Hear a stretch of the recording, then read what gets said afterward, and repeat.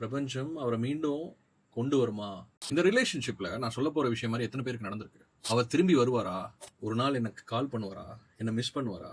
நான் தினமும் அவருக்காக வெயிட் பண்ணிட்டே இருக்கேன். அப்போ இந்த மாரி வெயிட் பண்ணி வெயிட்டிங்ல உங்க வாழ்க்கையே நின்னு போயிருந்தா, இந்த வீடியோ உங்களுக்காக தான். ஒரு பிரேக்கப்க்கு அப்புறம் ஒரு பொண்ணு தினமும் ஃபோன பார்த்துக்கிட்டே இருந்தா. ஒரு நோட்டிஃபிகேஷன் வந்தாலே ஹார்ட் பீட் எகிரும். அன்னோன் நம்பர் வந்தாலும் அவரா இருக்குமோ? அப்படின்னு திங்கிங் போயிரும். ஒரு நாள் அந்த பெண் அந்த ஃபோன டேபிள்ல வச்சுட்டு அவளுக்குள்ளேயே சொல்றா. அவர் திரும்பி வருவாரா இல்லையான்னு எனக்கு தெரியாது. அவர் திரும்பி வரும் வரை என்னோட வாழ்க்கைய நான் இனி நிறுத்த மாட்டேன். அதுதான் அவங்க வாழ்க்கையில ஒரு பெரிய மாற்றமே. அவங்க அவர மறக்க முயற்சி பண்ணல. Note it. அவருக்காக வெயிட் பண்றத மட்டும் நிறுத்துனாங்க. அந்த நேரத்துல தான் அவங்களுக்கு ஒரு உண்மை புரிஞ்சுது. நம்ம மைண்ட் ஒரு ஆன்சர் கிடைக்காத கேள்விய மீண்டும் மீண்டும் கேட்டு நம்ம எனர்ஜிய டோட்டலாவே ட்ரெயின் பண்ணி சாப்பிட்றோம். அவர் வருவாரா? எப்போ வருவாரு? எப்படி வருவாரு? நாளைக்கு வருவாரா? யாரோட இப்ப இருக்காரு?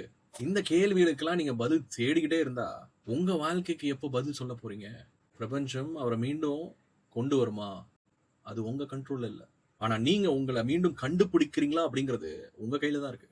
அவர் வந்தாலும் சரி, வரலைனாலும் சரி, உங்க வாழ்க்கை மூவ் ஃபார்வர்ட் போய்க்கிட்டே இருக்கணும். இப்போ இன்னைக்கே அவரோட ப்ரொஃபைல போய் செக் பண்ணாதீங்க. அதற்கு பதிலா உங்க வாழ்க்கையில நீங்க நெக்லெக்ட் பண்ண ஒரு விஷயத்துக்கு 10 நிமிஷம் டயத்த கொடுங்க. இம்மீடியட்டா ஆக்ஷன் எடுங்க. இது ஒரு சின்ன ஸ்டெப் தான். ஆனா ஹீலிங் இப்படித்தான் ஆரம்பிக்கும்.